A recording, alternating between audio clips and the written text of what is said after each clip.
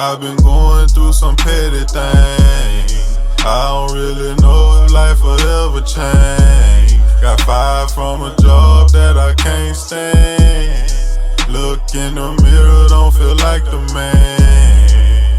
I've been dealing with some life shit, so I copped a 8th and I bought a 5th. When I get alone, I think I'm depressed. I just smoke more to feel it. Fix myself. I gotta fix myself. It's a curse on my life. I gotta fix myself. I gotta fix myself. Lost my job the other day. I gotta tell my girl, but I don't wanna tell my girl, cause it might rock her world. And I don't wanna rock her world. I'm steady trying to be her rock. But if the lights get cut off, it still might be a shot. Don't slack. My name is Donnie Lawrence. Okay. Gregory the Blue interviewing Donnie Lawrence, my father. So, Dad, I'm glad you my first interview I ever did. I'm glad to be your first interview.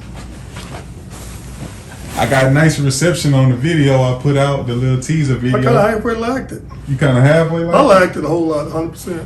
Oh, okay. I thought you did a good job. I appreciate that. I'm going to ask you, my first question I have for you is, how do you get a baby from out the middle of your bed? Tell their secrets. Tell their secrets. Tell their friends that they're still sleeping with you when they leave.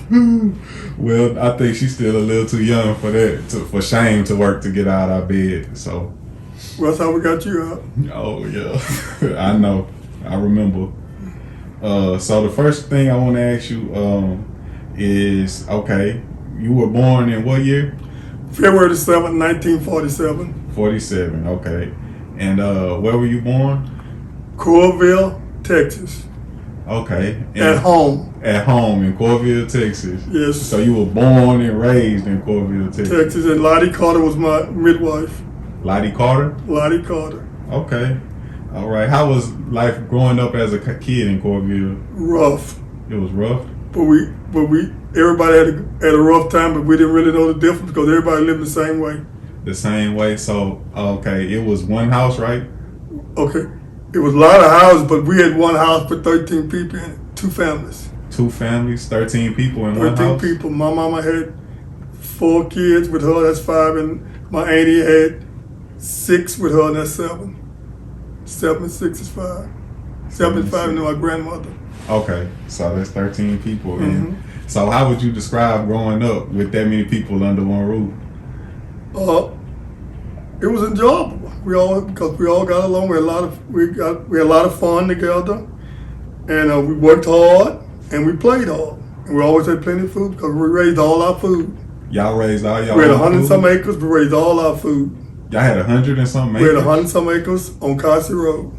We raised all our food, and we raised our cattle and raised our hogs. So we had pork, we had chickens, and we had beef. Okay. And we slaughtered 1 calf a year and slaughtered about 4 hogs a year. And that was sustain y'all? That was sustain us because we had deep freeze and we had a smokehouse. Oh, okay. That makes sense. That makes a lot of sense.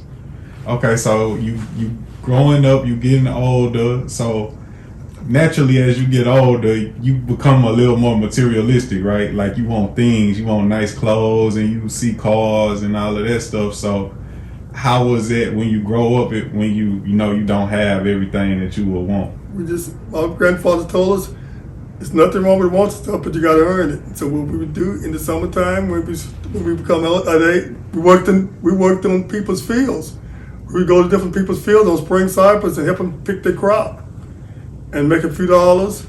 And then as we got older, we started hauling, and a lot of black people in our community started having hay trucks, and we started hauling hay. And that's why we make our money to buy our school clothes. Oh, okay. With Sunday shoes, and 5 days a week we had school clothes with shoes for school. Oh, okay. So you telling me that y'all always found a way, no matter what? We always found a way. We was taught how to find a way. We didn't have the best meals, but guess what? We had 3 meals a day. And who are those people that taught you those lessons? It was my grandparents that taught us. And what's their names? Sarah Williams and Ike Cossie. Sarah Williams and Ike Cossie. Okay. Mm-hmm. Okay. She lived to be 104. 104? She lived to be 104. That's a long time. That's a long time. She died on the hospital in 1960. Houston Northwest Hospital. That's how long she lived to see the hospital being built. Okay. Okay. So, okay, I'm going to fast forward a little bit to, okay, now you're 18. And do you get drafted when you're 18? Now that I'm 18, I graduated out of high school. Okay. And the guy that I used to caddy for at Champion Gulf Coast offered me a job. He asked me when I finished school to come work for him, so I went to work for John Welding Works when I was 18. Okay. Off the Katy Freeway. And then I was drafted at 19. You were drafted at 19. I'd been working there 1 year. So you already had the job at General Welding? I was already working at John Welding before I was drafted. Okay. I got married when I was 19. Okay. And I was working at John Welding, drafted, and I left John Welding and went into the military. And we lived off of Cross Timbers. My wife moved back on Carter Road with her parents. Okay. Carter Road and Cossie Road, those run parallel. Those two roads in the community. Right. Okay. So what was the feeling knowing you had to go to war? I felt bad about it because I just got married. You just got married? I just got married and I had to go and I was drafted, and it was no dodging. If you was drafted, you had to go. Right. And so except if you're Muhammad Ali. Well, I am Muhammad Ali. We had no money. So I went into the military and I put 2 solid years in. It was no active duty a lot of times in the hospital after I got wounded. You got wounded? Okay. Mm-hmm. So when you got wounded, did you come right back home? No, I was in Vietnam 11 months, 5 days. I had 5 days left in the field and got blew up. Man, on 5 days left. And they picked me up out of the field and took me to Saigon. I stayed in Saigon one day. They shipped me to Yokohama, Japan. I stayed in Japan for 4 months. For 4 months? For 4 months in Japan, and they shipped me to Fort Sam Houston, San Antonio. Okay. And that's why I finished my time at Fort Sam Houston.